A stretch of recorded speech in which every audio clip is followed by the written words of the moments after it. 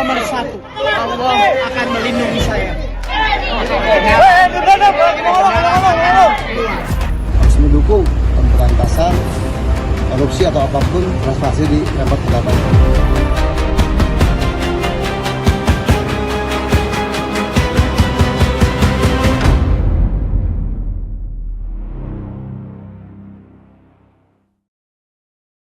Sepanjang 2025, KPK melakukan penangkapan terhadap sejumlah pejabat yang diduga terlibat rasuah. Dari bupati hingga pejabat kementerian, tak sedikit nama besar yang harus berhadapan dengan penyidik KPK. Berikut ini deretan pejabat yang terjerat korupsi sepanjang 2025. Yang pertama, Bupati Lampung Tengah Ardhito Wijaya. Ia ditangkap pada 10 Desember 2025 dalam OTT di wilayah Kabupaten Lampung Tengah. Sehari setelahnya, 11 Desember 2025, KPK resmi menetapkan Ardhito dan 4 orang lainnya menjadi tersangka. Ia diduga terlibat korupsi pengadaan barang dan jasa di sejumlah SKPD Kabupaten Lampung Tengah.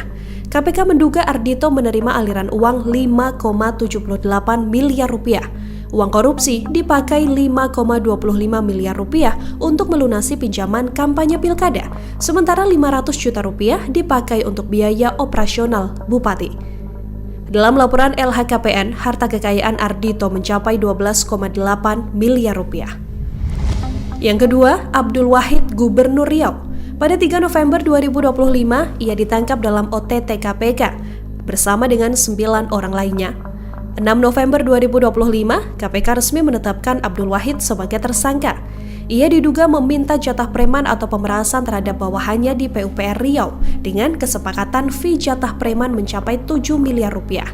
KPK menduga Abdul Wahid sudah menerima 4,05 miliar rupiah. Dalam OTT ini, KPK juga mengamankan nominal 1,6 miliar rupiah. Di LHKPN, catatan kekayaan Abdul Wahid mencapai 4,8 miliar rupiah.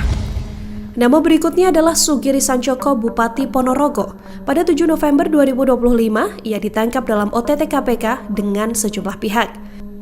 9 November 2025, KPK resmi menetapkan Sugiri Sancoko sebagai tersangka. Sugiri Sancoko diduga menerima suap terkait mutasi promosi jabatan ASN dan proyek di RSUD Dr. Haryono Ponorogo. Kesepakatan suap atau gratifikasi diperkirakan mencapai 2,6 miliar rupiah. KPK juga menduga Sugiri Sancoko menerima 2,6 miliar rupiah tersebut. Di LHKPN, harta kekayaannya mencapai 6,35 miliar rupiah. Wakil Wali Kota Bandung, Erwin, juga diduga terlibat dalam kasus korupsi. 30 Oktober 2025, Erwin diperiksa oleh Kejaksaan Negeri atau Kejari Kota Bandung. 10 Desember 2025, Kejari Bandung akhirnya menetapkan Erwin sebagai tersangka. Ia diduga terlibat korupsi penyalahgunaan wewenang. Erwin diduga meminta paket pengadaan barang dan jasa serta paket pekerjaan. Kerugian negara sampai sekarang belum diumumkan secara resmi. Harta kekayaan di LHKPN-nya mencapai 25,4 miliar rupiah. Nama selanjutnya adalah mantan Wakil Menteri Ketenagakerjaan Immanuel Ebenezer. Pada 22 Agustus 2025, KPK melakukan OTT di Kemenaker dan pada 23 Agustus 2025, Immanuel Ebenezer resmi ditetapkan sebagai tersangka. Ia diduga terlibat pemerasan pengurusan sertifikasi keselamatan dan kesehatan kerja atau K3. Biaya sertifikasi Rp275.000 dipersulit menjadi Rp6 juta per orangnya. Ebenezer diduga menerima uang 3 miliar rupiah dari pemerasan tersebut. Ia juga mendapatkan 1 unit motor Ducati. Harta kekayaan Ebenezer mencapai 17,6 miliar rupiah. Terakhir adalah Nadiem Anwar Makarim, mantan Menteri Pendidikan, Kebudayaan, Riset, dan Teknologi. Pada 4 September 2025, Nadiem Makarim resmi ditetapkan sebagai tersangka dan ditahan.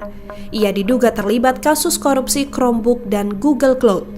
Kerugian negara ditafsir mencapai 2,18 triliun rupiah dan diduga ada aliran dana ke kantong Nadiem Makarim mencapai 809,59 miliar rupiah. Nadiem Makarim sampai saat ini juga terus membantah terlibat korupsi. Sepanjang 2025, KPK terus menegakkan hukum terhadap pejabat yang menyalahgunakan kekuasaan. Kasus ini menjadi pengingat pentingnya integritas dalam pemerintahan. Semoga langkah KPK memperkuat kepercayaan publik dan mendorong pejabat untuk jujur.